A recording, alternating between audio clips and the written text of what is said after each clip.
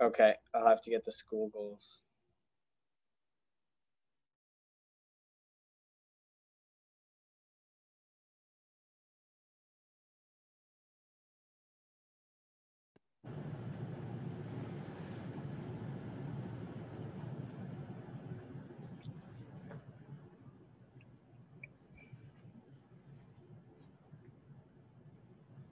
We love you seeing the word scholar there, Miss Warner Cortez. Perfect.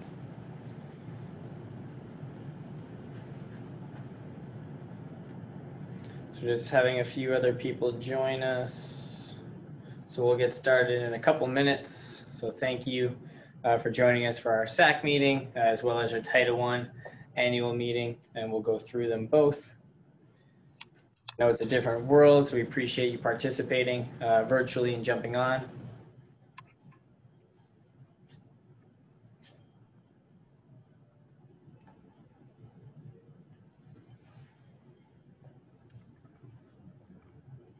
If you have not yet done so, we're looking for your name and your child's name in the chat box so you get your volunteer hours.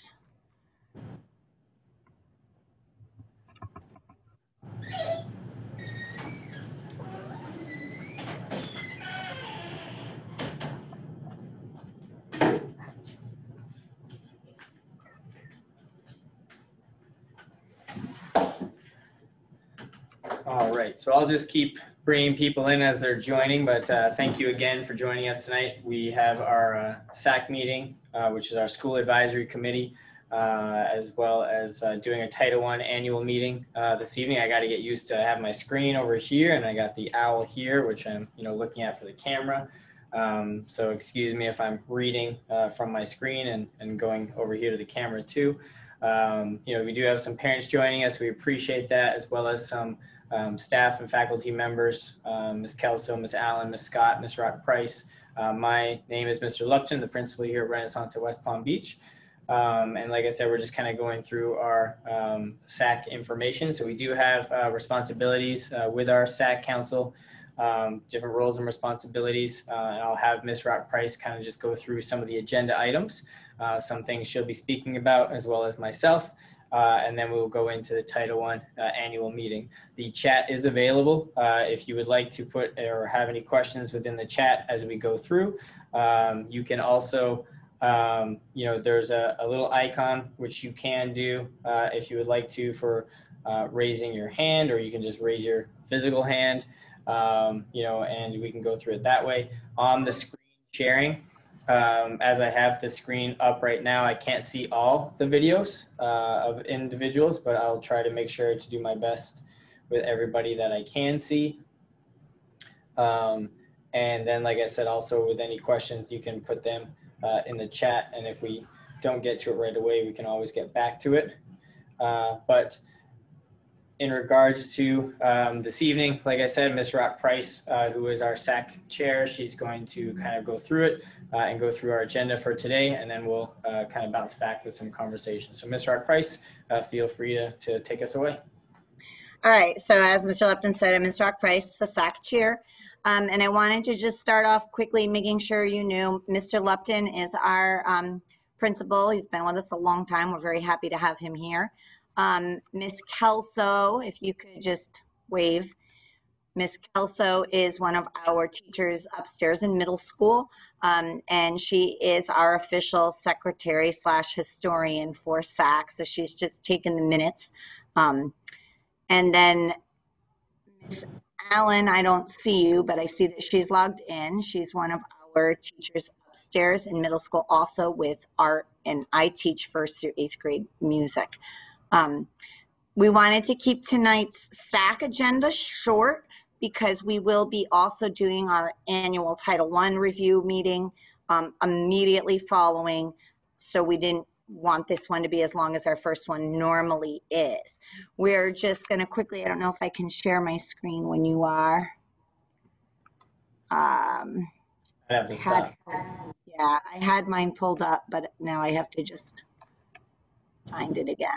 All right, there is the SAC agenda for tonight. So I just did quickly the introductions.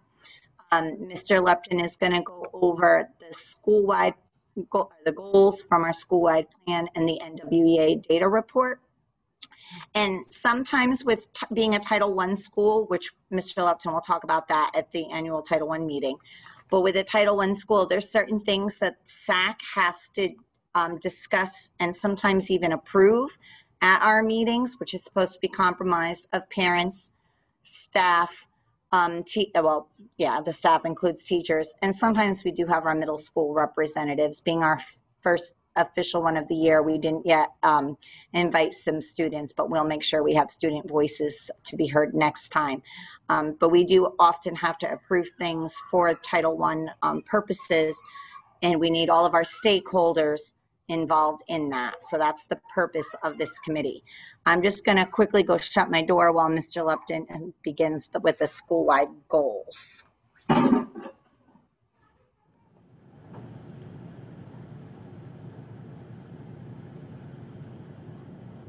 And for those people that have just joined us, please post, if you haven't done so already, your name as a parent and your child's name.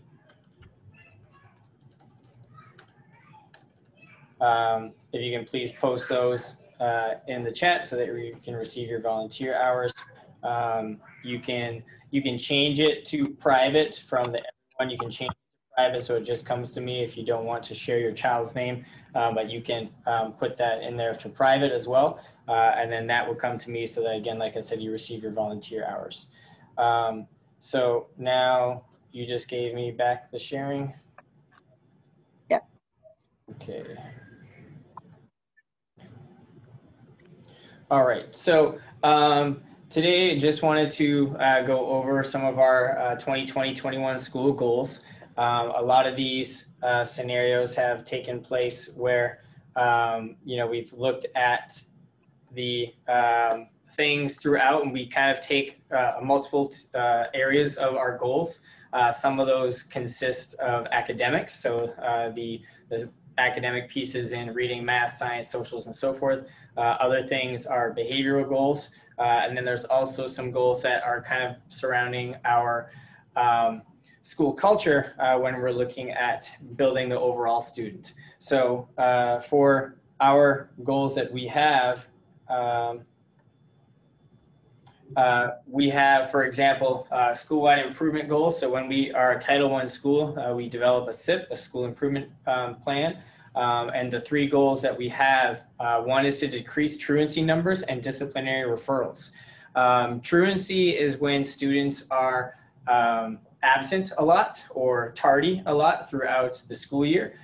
We have had incidences where we've had children that have been absent 30, 40, 50 days. And we can't educate, we can't do anything with them, obviously, if they're not here in the building. That's changed a little bit because of being in the virtual components.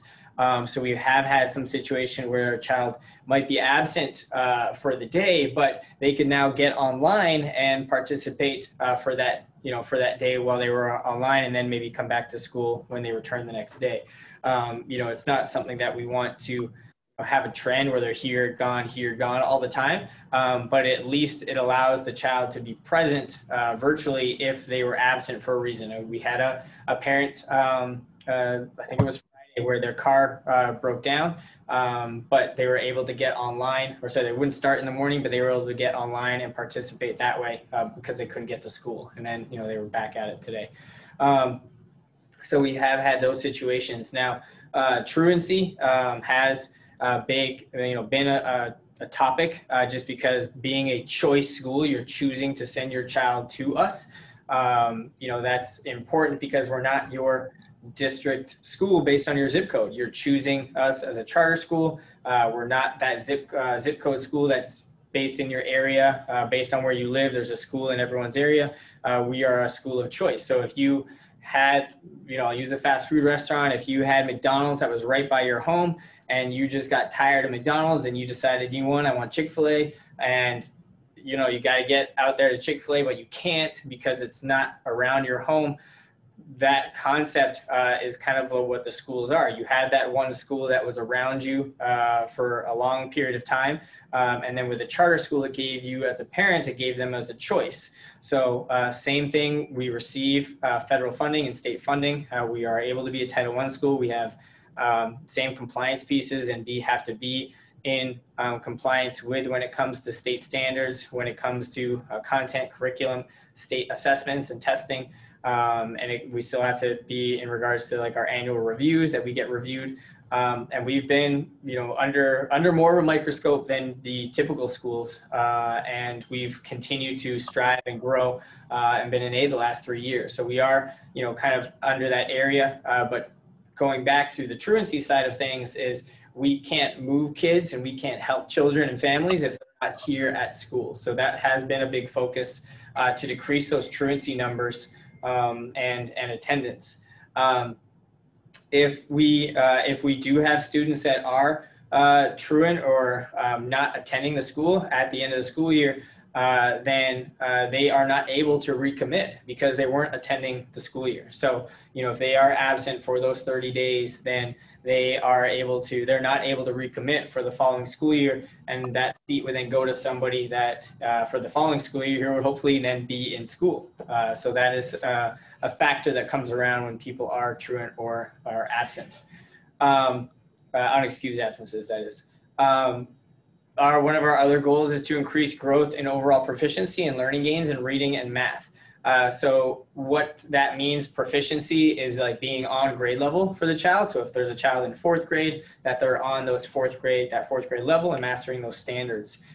Learning gains is, for example, if let's say that a 4th grade student, but they are reading at a 2nd grade level. So as long as they're making growth and making gains and not stagnant, then that's also what matters. You're going to have different children in different areas, but as long as they're continuing to make growth throughout, whether it's a year, 2 years, through extended time, tutoring, additional minutes, instructional minutes, small group instruction, it's intervention, that's what matters. So we don't necessarily want to look at everyone always being proficient, but they're going to have some kids that are proficient, some kids that are high flyers, and other students that have academic difficulties, but we're still assisting them and helping them and making growth, whether it's from one quarter to the next, one semester to the next, 1 week to the next, and so on.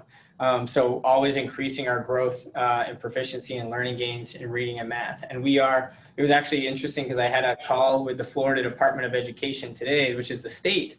And it was about an hour call, and they'd like to actually come to our building because for us as a charter school, we're one of the kind of outliers in Palm Beach County for why our scores are so much higher than the averages in the county for learning gains and proficiency. And since 2015-16, the scoring changed, and we've continued to have a lot of the growth. So they've asked if they can send some people down and see what's going on and what we're doing. And our doors are always open for people to learn and grow because we want people within our community, within our state to grow and see the great things that are happening here with our scholars and our teachers. That's a great thing to have and to kind of get that recognition for our kids too. So we look forward to that and continuing on that pace. We're never satisfied until everyone is where they need to be. And our last goal is, again, around kind of our leader in me philosophy, where we develop scholars with lifelong social and emotional strengths to be leaders in the community. We've been doing the leader in me going into our 5th year now at this time, where we talk about situations of, being proactive, think win-win, put first things first. And we try to instill this in our children's daily lives, as well as our families' lives. What a big part of that is, and especially during this time is just, being a nice and being a helpful and a servant leader, always trying to be there for others, for younger brothers or sisters, for adults, going through difficult times. And our kids are continuing to grow up faster than we were when we were kids. The access that they have to things, whether it's online programs, the YouTubes and the Instagrams and the Snapchats and now the TikToks, and everything else. Just the access is so there and so quick all the time that, again, our kids are just growing up much faster than ever before. And part of that is they're growing up quicker and they think that they're adults at a much younger rate, but they're still kids, they're still teenagers, especially too. And so it's, with that responsibility, with that titles, or yes, comes that responsibility. So if they want to be grown, then you also have more responsibilities as us as adults are aware of. And so it's building that so that they have that understanding to be, like I said, strong leaders within our community, but also have that empathy for others too, especially during these times. So, that's a big thing that we want to develop our kids, not just academically wise, but overall. So those are our 3 goals that in a nutshell, kind of how it is, but then we have all those things in place that we do to kind of surround that target sentence of what our goals are. So that's our SIP goals that we've developed. And those are developed with parents last year when we had our meeting in March with our teachers, with our students that participated. So it is overall everyone participating. All right. So that's our school improvement. I'm just going to change, or does anyone actually, have any questions about the school improvement goals, the 3 goals, or anything in the chat? Make sure everyone is. There's nothing in the chat box. I've been watching. All right, I just want to make sure I didn't leave anybody out too in the participants. Sometimes people get stuck in the waiting room. Okay. Yeah, I've been watching. All right, so I'm going to bring up our goals as well. So this is our goal sheet here.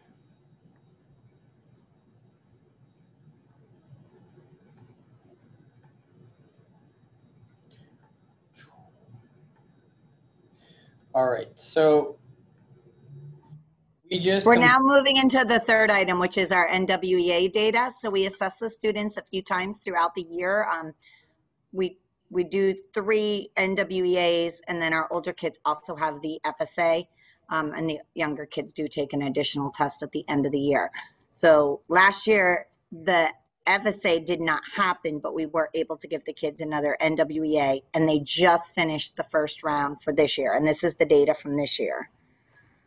Yeah, so this is our NWA benchmark that we did in the fall. And again, yes, like Ms. Rock-Price said, we didn't have our state assessments at the end of last year.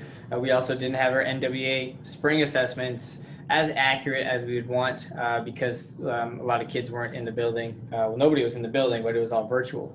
So our fall data was kind of what we had last year, and then our winter, and then this year we had our fall data. So I know it's kind of sometimes looks a little confusing, but here if you see my pointer, actually I can use,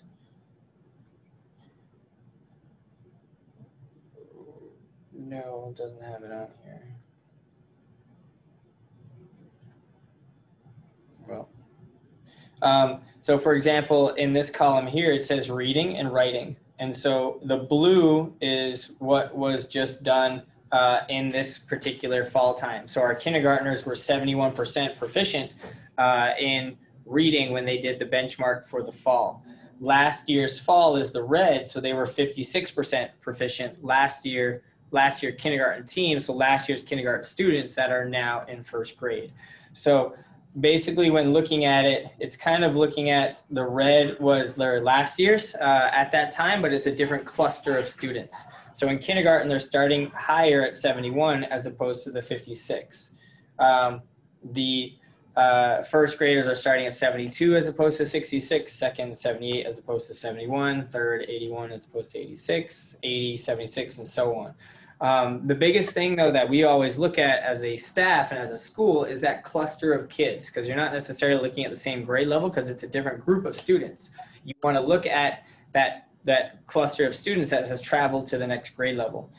So for example, in kindergarten last year, those kids that are now in 1st grade started at 61%, and now they have now moved up to 72%. So you kind of look at it at an angle there from 61 to 72, that would be that cluster of students that are now in first grade.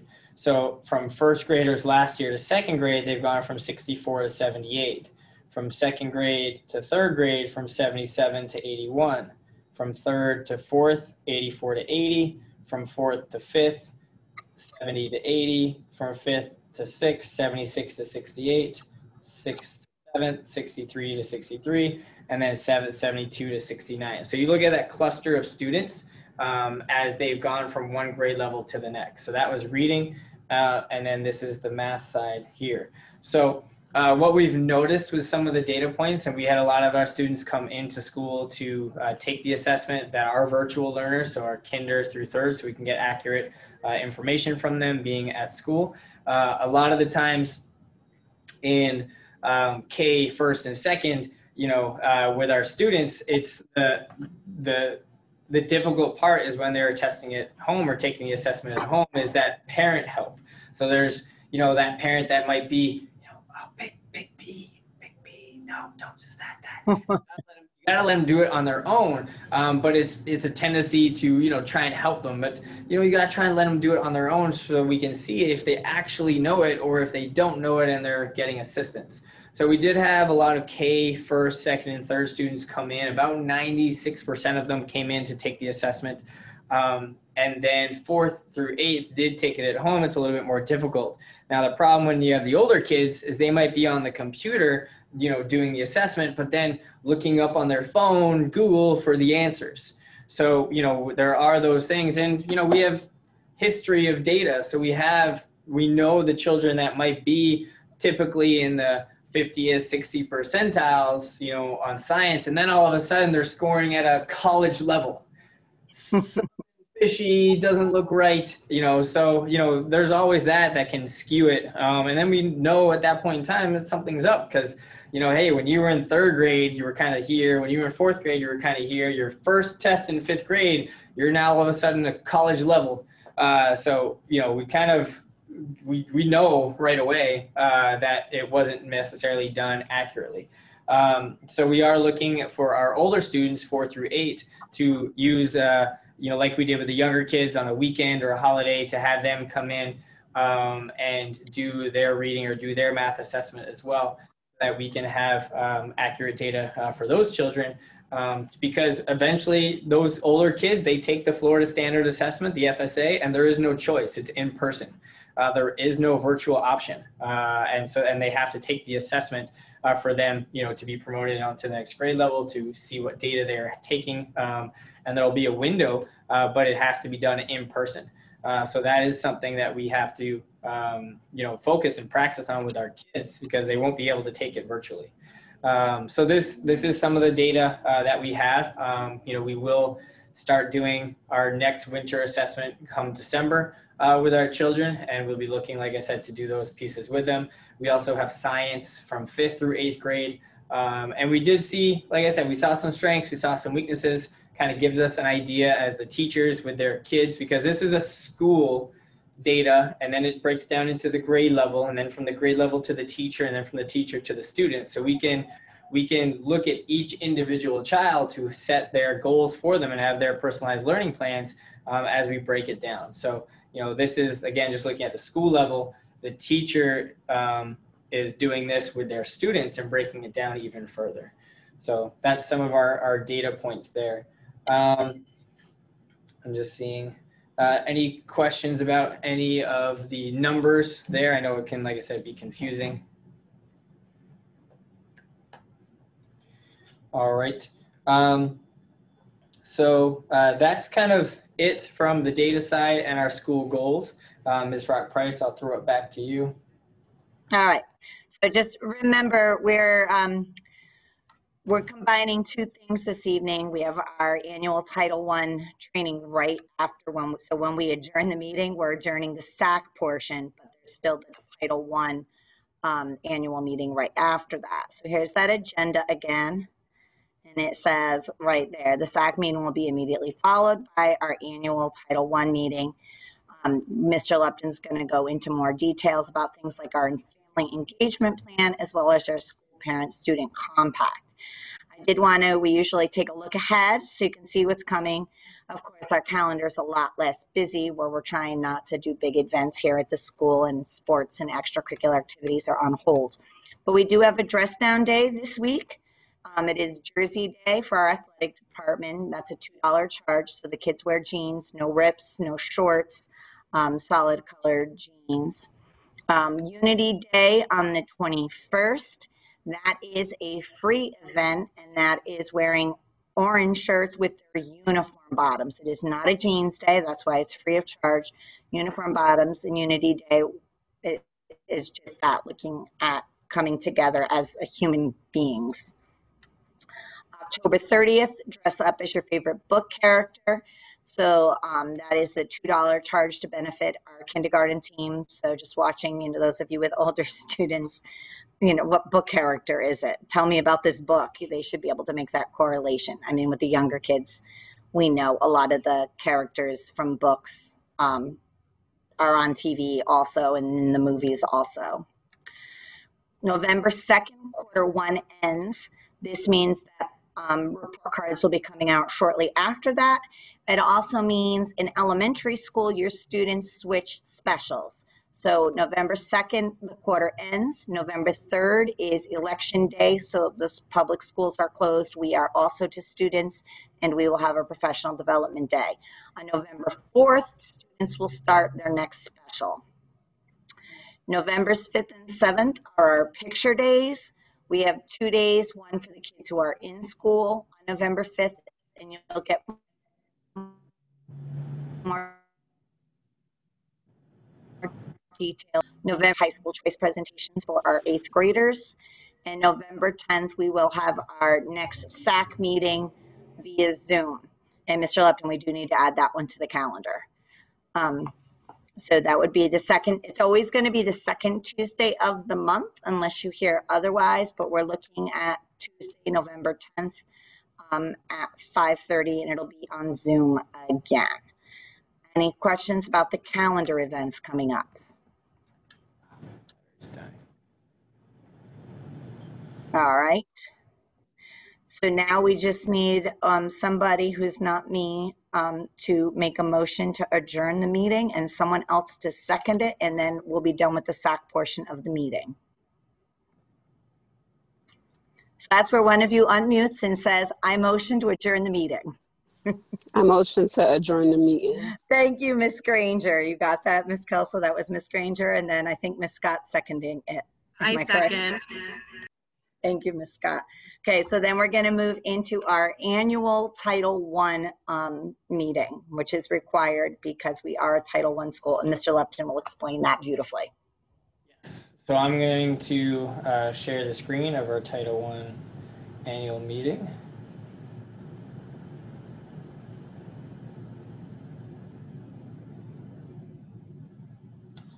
As soon as you can.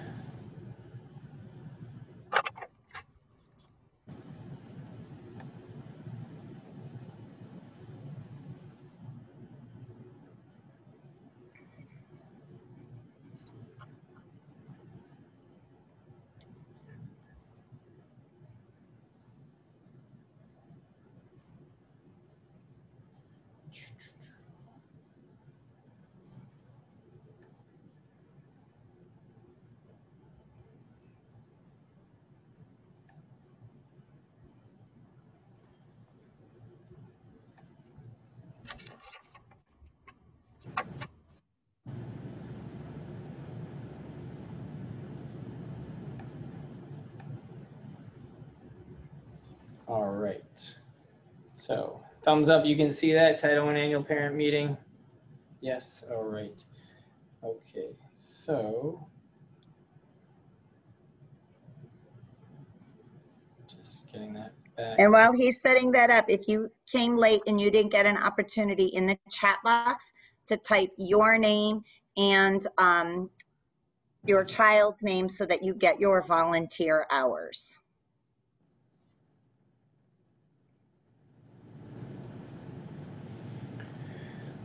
All right. So again, like I said, going back with these owls here that we have for our classrooms, it's used obviously for the teachers, so they don't have to sit behind the laptop and teach, and then this way they can, move around the classroom, work with children.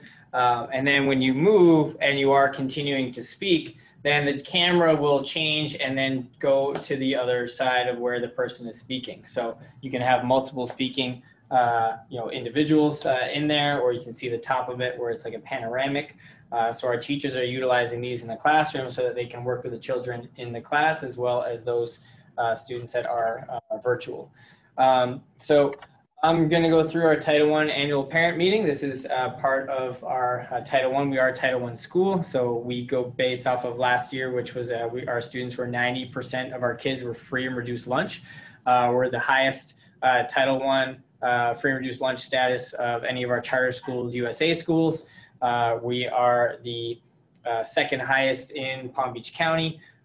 We are the highest rated school in Palm Beach County out of all of our charter school Title I schools. We're the second highest school rated for Title I in regards to all schools in Palm Beach County. Us and Winbrook is just a bit ahead of us when we are looking at our overall percentages for growth and achievement for our students in reading and math. So it's great, quite an accomplishment for our kids. They've done a phenomenal job, and it's good to kind of have that for our students. We are continuing to have increased enrollment. We can't get any more kids, whether it's virtual or in person. We've reached our capacity. We have a waiting list, which is phenomenal. We've had that for the last few years as well. So it's great for our students and our teachers to work with our kids and to be a part of that community, and to hopefully, like I said, just continue to grow and continue to be a part of our area that we represent and support, and hope that, again, like I said, just within our community, that going to Renaissance at West Palm Beach is a positive piece, is something that we all look highly upon. And I know, when I leave here late at night and stop at some places and I still have my shirt on, I'm proud to, mention and say, oh, one of the Renaissance schools. Like, oh, you that one over on Summit? And I'm like, no. We're right on Palm Beach Lake. So like, oh, that one, the one that caused all the traffic. I'm like, yes, that's us, but we're in A. So, we'll, kind of, I like to let people know that we are, we do great things and continue to that growth. So, and that's obviously props to our kids that are phenomenal and do an amazing job, and our teachers. So this Title I annual parent meeting, though, like I said, is for us in reference to us being a Title I school. So just welcome and instruction. Growing up, what do we want for our children? So all about. You can't see the next slide? Your screen is paused. Well, that's not good. Hold on. There we go. Yeah, there you go. All right. Thank you. So our agenda. So welcome and introductions, which we've kind of did during the SAC meeting. What do we want for our children? So all about Title I, standards and testing and parental involvement. So if you can, in your chat box, just put in there, what do we want for our children? So you as a parent, you can do it private or you can do it with everyone. Just type in there, what do you want for your child? Do you want them to be a millionaire? Do you want them to be successful? Do you want them to be healthy? Like, what do you want for your child growing up? So go ahead and just put anything in your chat box. And once again, you can do it as a private to just Mr. Lupton if you'd like, or you can do it to everyone. Healthy and happy, absolutely.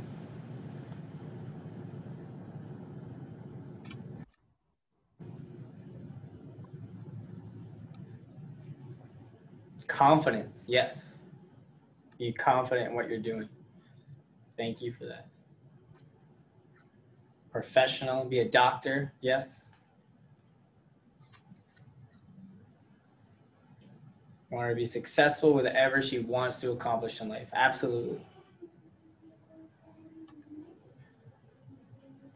I want them to be respectful, educated, successful, all the good stuff. Be prepared for the future, correct. I was having this conversation with a staff member when we both started here, 6 years ago, and we said, who would have thought in 6 years ago that we would have been talking about, in 6 years you're gonna have to wear masks to school. I mean, just what comes around and what goes on is just to be, like you said, be prepared for the future, whatever that might bring. Thank you guys for sharing those great pieces. So, I want to be an astronaut. Something wants to be an astronaut when he grows up. So our kids always say, oh, I want to be a fireman, I want to be a policeman, I want to be an astronaut, and they have these dreams. And when we were adults as well, when we were kids, we were thinking the same thing. I mean, with our careers and what we do now, I can tell you, I wasn't young and thinking, you know what, I'm going to be a principal. That wasn't on my mind at all. It's something that kind of grew into and knew I wanted to work with kids, did well with kids, wanted to continue that and have an impact on children or a child's life. And that is something that never crossed my mind when, you're in college and high school and even middle school and elementary school. So, our children are going to dream. And when you see these professions, these are things that they see. Nowadays, what are our kids talking about? I want to be a YouTube star. I want to be a TikTok star. I want to, be a video gamer. And so, yes, when we were little, we weren't thinking I want to be a YouTube star. That wasn't, something that maybe had crossed our minds. But, we want them to be successful with whatever they want to achieve. They might have that idea in their mind right now, and we're going to support them. Or they might change their mind in 2 years when TikTok doesn't exist anymore and something else has come along. What's the next fad or fashion? But things like astronauts, doctors, lawyers, and whichever, they're always going to kind of, be around and have those different types of positions. So, having those discussions as kids grow up it's fine to support them and to build on their dreams and build on their goals because you don't know what's going to happen, in the future. So we want to always support our kids with whatever dreams that they have. So, those dreams to reality is what kind of person do you want your child to be, which you were kind of mentioning. You want them to be successful with whatever they do. You want them to be healthy. You want them to have a bright future.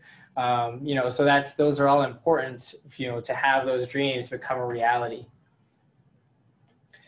So we all want, though, in the end, what's best for our child. No one has ever said, I don't think I'll ever meet someone that says that they don't want their child and what's best for them. And so we always want what's best for our child. A better future for them, success in school and in life, to be happy, to be good citizens, to be respectful. Someone put that in the chat box, to be respectful, honest, hardworking, respect your elders, to make more than we do. So, Social Security might not be around, for some of us. And, that time might come when, we're supporting our kids right now, but we're hopefully thinking in the future that they're going to support us, and you can kind of think along that lines, with your parents or your people that you might have that are older than you, what are they looking to you now? What are you doing? I mean, I have some teachers that have older parents and they're, some of them are caring for them, some of them, that parent might live with them. Some of them are taking them to doctor's appointments or taking them here or buying this for them and so forth. And it has that recycle effect where it works, in both ways. So, like you said, you hope your child remembers this so that as they grow older, they can be like, well, I did this for you. You should take care of me now when I'm older, right? So, that recyclable piece. So we all want what's best, and hopefully what goes around comes around. Education is key.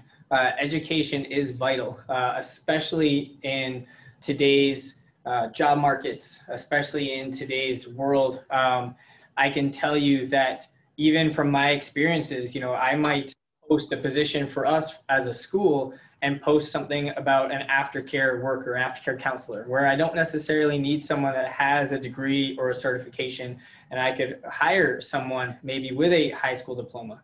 I will get 300, 400, 500 resumes. Whereas if I'm looking maybe for a teacher that has to have a certification, has to have a bachelor's degree, has to have something, I will get much less. You're looking 20, 30 resumes or so at least, as opposed to those higher numbers for a lower paying position. So the competition is there and the education is there, because the difference is when you have that degree, more windows, more doors are opening for you. When we talk about our students and we talk about them going to higher educational institutions, and we talk about going to colleges and universities, and we have that theme and that process instilled in our children. We do college visits and campus tours. It's essential because we want them to see that bigger picture. We had students that our first kind of graduating class was last year for kids that were kind of in 12th grade going on to college. And some of these kids, they tell us where they were going. Like some of them were going to the University of Miami, or they're going to UF, or they were going to Palm Beach State down the street. And we are ecstatic for them because they are continuing their education. They're pursuing that, and that they still have that dream. And again, they're going to be successful. I hope that at some point when they're finished college, maybe if they want to be teachers, that this is something that they will remember when they were going through school. And there's that recyclable piece again, where we help them, they can come back and help us. So the education is key and is vital, very important for our students overall. ESSA. So, and it's fun. It's interesting because, sometimes I've had conversations with parents about retention, and that's a difficult conversation to have. And sometimes it's brought up about, well, what about No Child Left Behind? Well, unfortunately, that was way back in the Bush days, and it's kind of gone and out the window. What Obama brought into action was the ESSA, which is Every Student Succeeds Act. It doesn't have to do with retention and so forth, but it just talks about the different laws and how they change from the federal laws down to state laws. But some of the key points is it ensures that every student has a high quality education. So allowing children to have that high quality education, part of it, allowed kids to, even though that they might grow up in low socioeconomic statuses or difficult areas, that they still have the opportunity to pursue higher quality education. Obama was a very big supporter with charter schools and private schools that offered scholarships and offered people the ability to not necessarily go to that school that was in their neighborhood that wasn't successful, but they gave kids the opportunity to have the choice, or parents to have that choice. So that was providing them that high quality education. Preparing students for success in college and careers. So having that college and career readiness, which is something that we talk about even in an elementary setting. Provide highly qualified teachers who use proven teaching methods. So our teachers, they, like I said, that certification that they have to have through the state of Florida, our teachers continue to go from like temporary certificates to professional certificates, and they get professional development every year. They earn those points. And they have to, just because you get a certificate doesn't mean that you just keep it and you have it from there on. They have to get recertified. So they have to get recertified for some every 3 years, for some every 5 years. So it's not like you just have it and it's gone. For myself, I'm due up this coming summer. I need to make sure that I have my in-service and my professional development done as a principal to make sure that I stay in tune with everything that happens in education. And provide quality opportunity for America's disadvantaged and high-need students. So kind of like I said, students that have that high percentage of free and reduced lunch, which is our population. So what is Title I? So Title I is basically, like I said, it is the largest federal assistance program for our nation's schools. The goal of Title I is a higher quality of education for every child. So even though 90% of our students are free and reduced lunch, 100% of our students are impacted by the Title I funding. I'll be done in 30 minutes. Okay. Aren't receiving anything, it would be that every child receives it. So it serves millions of children. For us, you're looking at 1,000 kids, and basically, what every child should know about Title I is the handout. I'll flip to that screen afterwards, which is our compact. But it's very important for our parents and families that we continue to try and be that Title I school because we get that additional funding to help support our students. So how Title I works is the federal government providing funding to each state for Title I. Through the Department of Education, they receive that money and then send it out to the districts based on our number of students and our free and reduced lunch status.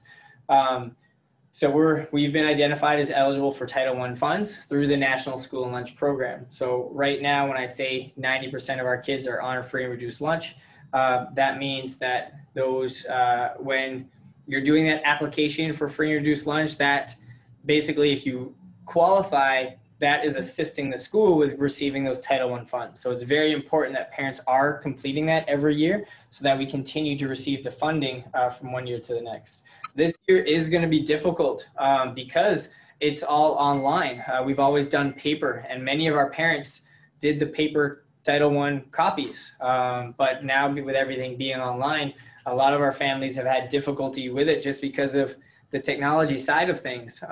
We have many parents that come from Haiti or have a Haitian Creole background that might not have that technical ability, but doing some things online as it would be easier to do on paper. And it has kind of hindered some of the percentages, but we are working with those families to try and get them in so that they can get the free and reduced lunch status like they had last year. So that is a part of the process. We are a school of choice, like we talked about. So being a school of choice, that allows the parents to choose a different school, or for us, and we are a high-performing charter school, highest-ranking Title I charter school in Palm Beach County, as identified by the FSA that I talked about. Our parents' right to know, so be involved and request regular meetings to express your opinions and concerns. So that's through like our SAC meetings, parent conferences that you might have with your teachers. So being provided information on your child's level of achievement on assessments like FSA and reading, language arts, math, and science. So that's us sending home report cards, sending home our NWA benchmark assessments. When they do the FSA assessment, normally we get it the following year and we would send it home. So just updating parents with their assessment scores. Request and receive information on the qualifications of your child's teacher. If you had questions about Miss Scott's qualification, you can go and look at it, and I pick on her because she's here. You can go and look at it through the Florida Department of Education, and you can type it in and look up a teacher to see if they are certified. And you can also ask, and we can provide that certification. Qualified teacher. So we send, letters home to those parents that if you have someone that is teaching that might be out of field. So for example, that someone might be a English teacher and certified in 6 to 12 English, but they are teaching a social studies class. Then they are certified for something else. Then you would be notified through a letter. So that is things through a parent's right to know. Educational standards. So we do have our Florida standards that we follow. If you just, type in Florida standards in Google, you'll be able to see them. There's also on CPOMs, and there's a link on the screen as well. You can see that. So these are the Florida standards which we follow. The Florida standards is what our teachers look at when they're doing their scope and sequence and creating their curriculum maps. And that's what we follow again for, when it comes to assessment and the lessons that they're creating in class. Curriculum. So our curriculum for ELA, reading, language arts, math, writing, science, and social studies, the resources within that curriculum. We have many different things for the different grade levels. When it might be from My View to Envision for math, to Right Score to Top Score for writing, to Science Fusion, to PrepWorks and social studies, or as well as McGraw-Hill. So we have many different resources for the different content areas, both textbooks, workbooks, and online. Many of the things online is obviously what we've been doing recently with like USA Test Prep through Clever, Lexia, Mathletics, Imagine Math, Reading Plus, iReady. So there's so many different programs which are all there to help and to benefit our children. Some of the things that we measure success throughout the years. So we do have our flickers in kindergarten, which we have done the Florida Standard Assessment, grades 3 through 8. Our benchmarks, which we do the fall, winter, and spring. Reading, running records is actually changed. I forgot it's K to 2, but reading, running records from K to 2. Reading Plus and Imagine Math, and our iReady. So we do have ways that we measure our student success. Title I programs, supplemental support, so additional teachers and paraprofessionals. So with that Title I funding, we have intervention teachers in K1, 2, 3, 4, 5 in ELA and for math, 3rd through 5th grade too. So we do have those teachers that do small group pullout, provide them with LLI, and they are funded through Title I. Same with our coaches. So we have a math coach in elementary and a math and science coach in middle. They are funded through Title I support as well. So they provide that training for school staff to keep them abreast of any new educational pieces that are coming in, trainings, doing PDs with our staff. And those coaches are then paid through that too, through Title I funding. Extra time for instruction. So when we look at our extended days, so when we have tutoring, and that will be starting in November for Q2. So we'll be doing online and in-person tutoring. And those teachers are paid through Title I funding as well. And they are, certified teachers providing that instruction. And then when we do different nights, like we've done, let me try and think, like we've done last year we did a literacy night, we did a math night, we had our family science night. So those are activities where we purchase the items that kids are using, and for the take-home prizes and things like that, purchase that with Title I funds so that our parents can use it as resources at home. And then variety of supplemental teaching materials. So a lot of our coach books are things that we've used that teachers use for tutoring. Or like I said, some of the online programs are Reading Plus and Imagine Math. They are purchased through using Title I funds. So how much do we get for Title I? So this past year we had $444,000. So that's a lot of money. And it goes, like I said, pretty quickly when you're looking at those pieces, because you're looking at the amount of money spent on materials, coaches, extended day teachers, parental involvement, intervention, resources, online tools, and professional development. So it adds up, absolutely. I mean, you're thinking, to give you an example, like Reading Plus, which our kids in 3rd through 5th grade use, that's a $14,000 program that our kids use. iReady, which is used for middle school, that's about $17,000. So we encourage our kids to use it. We enact it and use it within our grades and so forth. But we want to get the usage out of it for what we're paying for. You don't want to buy a Ferrari and leave it in your driveway and never drive it. You spend money on something, you want to use it to its potential, So with some of those, like I said, those online programs, we want to make sure that our kids are using them to benefit them, because these are research-based programs. We don't just get it because it's an activity. So we want to use that funding correctly. Part of that, when we discuss the funding, that is also when we had our meeting back in March, when we have our meeting with our SAC, we talk about the different funding and how that takes place too. So this is the who decides how funds are used. So we do that through SAC, where our parents, teachers, stakeholders, other staff, principal and students, we discuss what's been working, what needs to change, and so forth. So, this past year, we did have some discussions about that technology. We were able to make some amendments because we wanted to get and spend some of that money on the technology pieces as opposed to some of the textbooks and things, just because we were going to have more kids virtual. So we wanted to, change that up a little bit. Working together. So Title I law requires that all Title I schools and families work together. How we work together is listed in our parent involvement, parent-family engagement plan, which I'll show on screen in a moment, and our school compact, and our school improvement plan, which I discussed during SAC. So our parent school compact, monitoring your child's attendance at school, home learning, and television viewing. So this is what is that contract, basically, that compact between the parent and the school. So as a parent, for us to do our due diligence in the building, we also want you to make sure that your child is attending school to begin with, that you are monitoring their home learning, that you're checking Power Schools or Schoology to check on their grades, communicating with the child's teacher about their about their educational progress, thank you, and their needs. Some of the things is involve parents in meaningful ways in development, implementation, and review of parental involvement programs. So parents can get involved with teacher organizations such as the SAC committee or the PTC, and then you would contact Ms. Rock Price or Mr. Lupton for that involvement. Or if you're on this call as well, then I'm sure you'll continue to get the invites moving forward.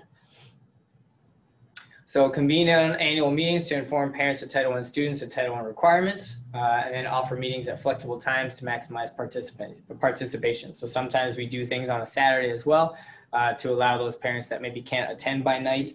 There's a virtual, obviously, normally it was always in person. Some people couldn't make it. If they can attend virtually, that's and also another plus to have too. So provide parents to Title I students with timely information about programs.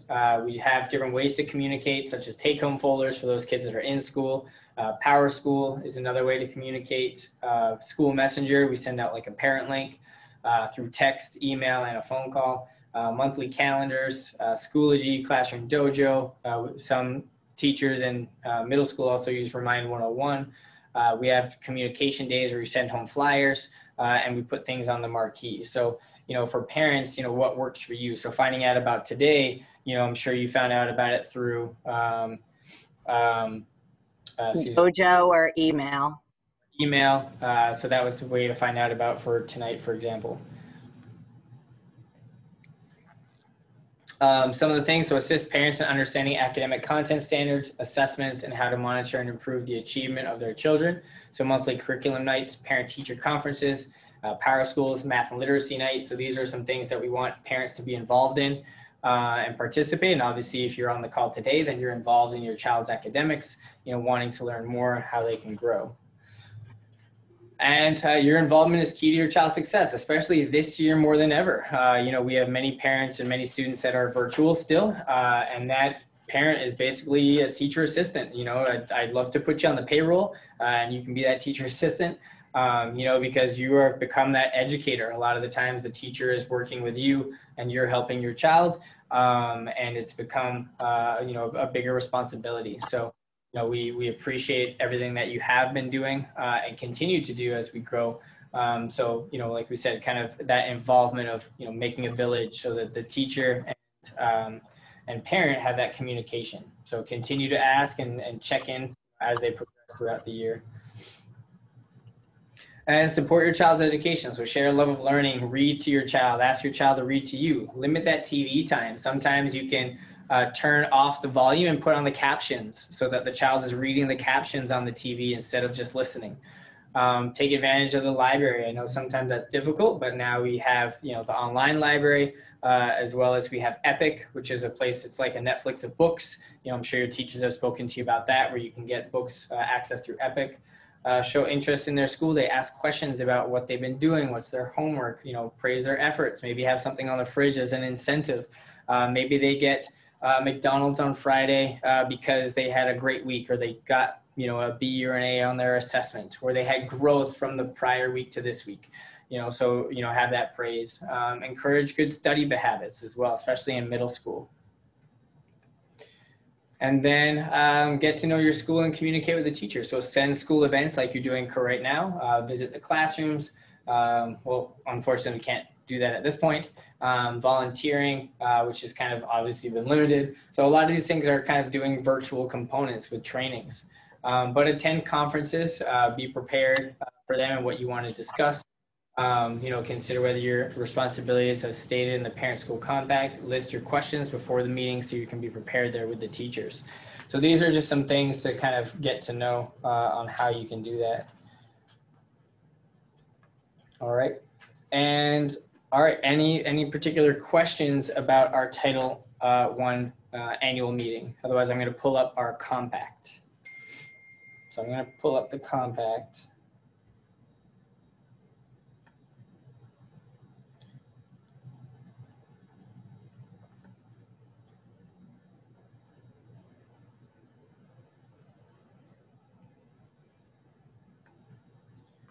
Where'd you go?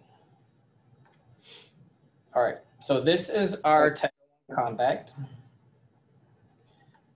And with this Title I compact, this is what we are, which our teachers use for conferences and what we kind of send home, what the school is responsible for, and then what our parents are going to be responsible for. So You know, part of it is saying for us as a school and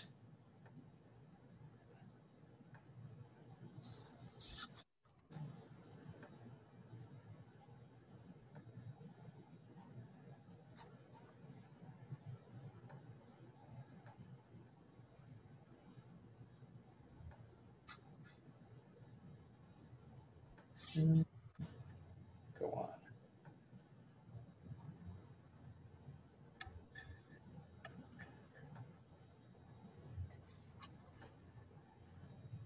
Sorry, I was trying to make it a little bit bigger. I know it's difficult to see.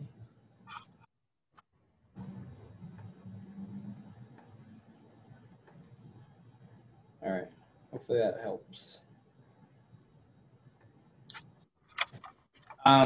So for example, Renaissance at West Palm Beach, so that there, if you see just on the left-hand side, offering, like I said, flexible times, evenings and weekends, giving the parents the opportunity to attend via Zoom if they can't make it in person for when we get back to the in-person pieces.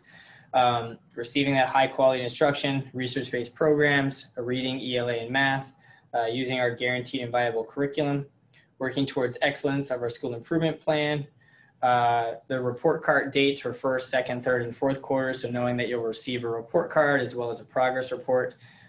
Those were delivered to in-school kids and handed to them. Virtual students, it was emailed to the parents for progress reports. Same process would take place with report cards. Teachers and staff to meet via Zoom. So having that opportunity where they can meet via Zoom, setting up the conferences. It doesn't always have to be on conference days, you know, when applicable, when needed. Provide parents opportunities to volunteer. So we were actually looking at ways that we could have parents volunteer for when we do things like a leadership day. So we've always done, had school ambassadors, and we've had them escort parents around to classrooms to show them things. So we thought maybe we could do a virtual tour. So, you know, sometimes, you know, you see virtual tours now. So maybe having our kids take the parents on a virtual tour of the classrooms and showing what they can do, and recording it that way too. So we want to, you know, look at other opportunities, how we can involve families and involve parents still with obviously being in the situation that we're in. For parents, so, you know, for our parents, just using Classroom Dojo for K-5, Remind 101, Schoology, and participating through Power Schools as well. Providing a positive use of their child's extracurricular times. Some of them, you know, might be in sports and get that social, emotional, and team building, you know, through sports and activities. Making sure their attendance, you know, being at school, starting instruction. You know, being responsible for their improvement, grade level task cards, ask the WH questions, who happened, you know, who was that did that? What happened here? Where did that take place? So those WH questions when we're referencing stories. Doing reading intervention programs, reinforced learning and monitoring your child's home learning, attend, like I said, curriculum nights. We did have curriculum night, what was that, 2 or 3 weeks ago? We had curriculum nights through K-8, so we did have those at different times, and that was virtual as well. You know, walking around to the different classrooms, we did it at 4:30 and did it at 5:30, and we had about, you know, like about 20 parents kind of showing up through the virtual meetings with the different teachers or different grades. So the attendance was there for them. Virtually, it was there as the option. So participating in those pieces as well. And then as a child, you know, as a student, having those responsibilities of making sure that they're, you know, getting their online programs done and accomplished, whether at school or at home.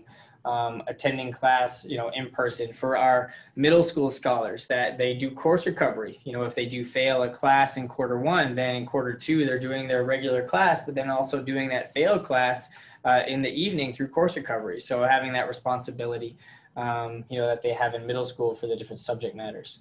So that is our parent compact that we have. And like I said, we have this that we have for our parents to, you know, understand their responsibilities, the teachers and students understand their responsibilities, and we agree upon that compact and reach an agreement for when we have our conferences. So that is our parent compact.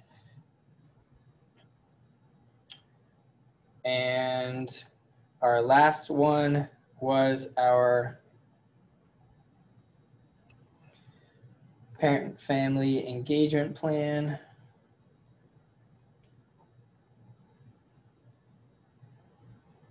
Which is right here. All right. And our parent-family engagement plan. So, our mission is committing, building a strong relationship with parents, stakeholders, and community members. So we've always talked about having a purpose, being passionate, display integrity, and showing grit. So that's our vision, our motto that we have at school. Our Title I annual meeting, which is what taking place today, having parents, stakeholders, community members invited and participate, talking about our parent-family involvement plan, school compacts, parents' right to know, Title I budgets, and so forth. Different activities, so virtual parent curriculum nights, which we just accomplished, online tutorial workshops. So in November 3rd, we were looking to do online tutorials for our parents. It's a day that our teachers are doing professional development, and they'll do kind of like a workshop to our parents to do like a teach back of them, so that they can hold a workshop and teach them if they have difficulties with Schoology or Clever, or just kind of taking them through some of those workshops. We did that in March and April, and each grade level we did one in March and April to kind of go through that, and it was helpful for those parents that attended. So we would do that, but we're going to have the teachers kind of build that as they build the relationships with their parents. We have a parent resource center here at school, so we do have a printer, computer, that they can use. Some parents, if they are needing to print a resume for a job, or if they need to type something up because they don't have access to a computer at home, we always have a resource center here at school through Title I funding. We've always done our watchdogs of great students. So our dads of great students are watchdogs.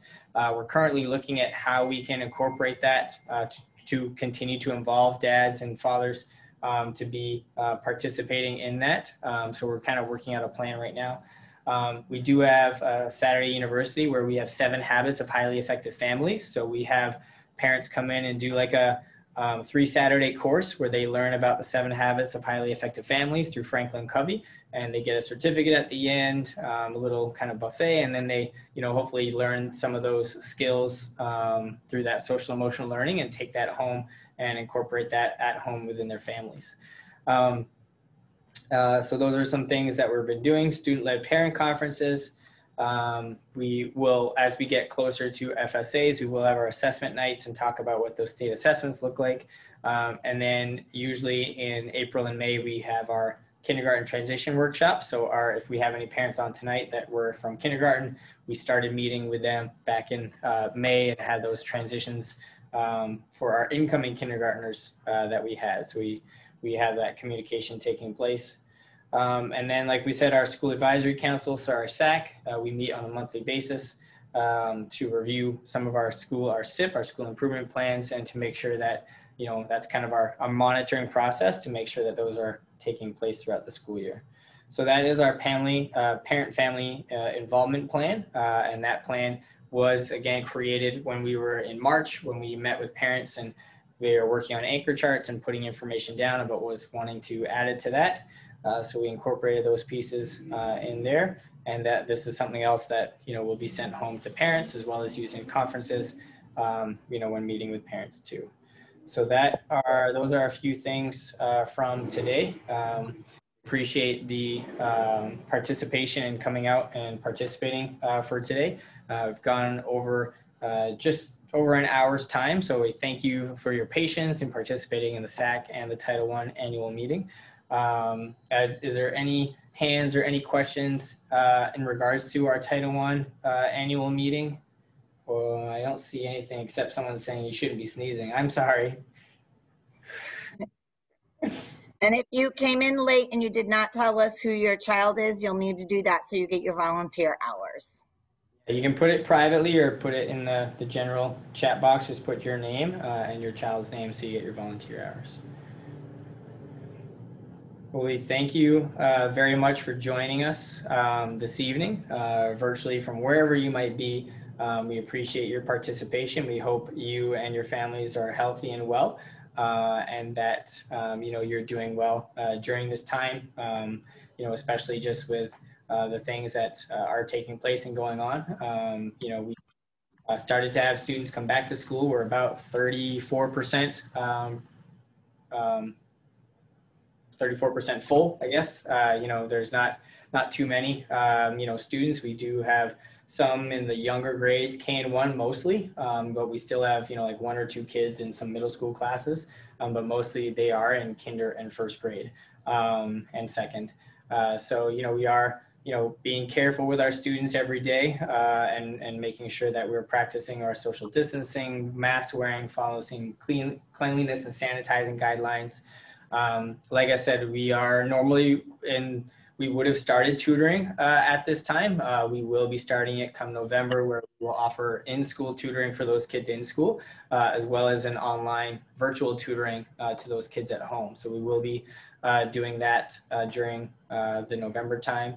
And, we are looking at as well for middle school. We normally had sports that were going on at this time as well. So right now, like I said, we currently don't have many students attending school, but we have been in discussions to just do maybe some training and do some, kind of exercise or kind of like in-house pieces to prep and get ready. But we haven't been in any discussions to like play other schools at this time just yet from our standpoint. Also started to kind of discuss about clubs and what we can do for clubs for in-school kids as well as virtual. So, a virtual type of club and how that would look like and what we can incorporate and how people can participate in that. So there is those things that we are starting to kind of discuss. We wanted to get started in school and get things going. And we've seen a good trend over the last 5 or 6 weeks, that we've been back. So we wanted to make sure that everything was in line and going well and being monitored carefully before, just jumping everything back in. So we have a gradual shift into that, which is, like I said, what we're going to be doing for the Q2 and starting to get into that tutoring and looking at some of those other components too. So there will be more information as that comes. We thank you, like I said, for participating tonight in our Title I meeting. And we hope that we continue to communicate and make sure everyone is aware of things going on. Oh, I'm sorry, I got some questions here. They were asking about, are the teachers supposed to wear masks in class? Yes, so students and teachers wear masks in class. Like, for example, I don't have any students in this where I am right now, but they're sometimes with teachers, if they are at their laptops and they are away from the students, so more than 6 feet, then sometimes it's difficult for them to speak or for the kids to hear. So it has been okayed, and by CDC guidelines, it is okay for them to be by their laptop to talk to the virtual kids. But for example, if I have an owl up here and I am in the classroom and I have the owl and I'm walking around and teaching with these students, I should have my mask on at all times while I'm navigating. I'm waiting for the owl to catch me as I go this direction. Catch me over here. There we go. So if I'm walking over here and I'm, working with students and so forth, but I know it has been difficult for if I'm just sitting in front of a laptop and I'm in front of the computer up close and I need to remove it and I need to speak to the kids that are virtual if I'm just using the laptop. And I know I'm looking at the owl this way. And as long as they are more than, like I said, the 6 feet, then they can do that so that the kids virtually can see what they're saying. And it has been a little bit of a hassle just as well, because sometimes kids, whether their volume at home is not working or they have noise in the background taking place, but their masks for the most part should be on at all times.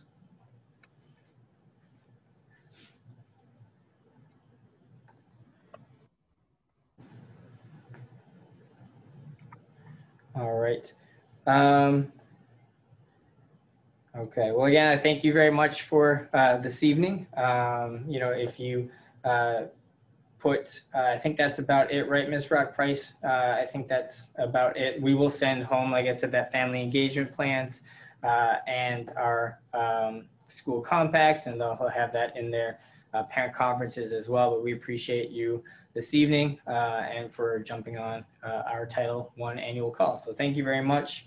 Have a wonderful evening and be safe. Thank you.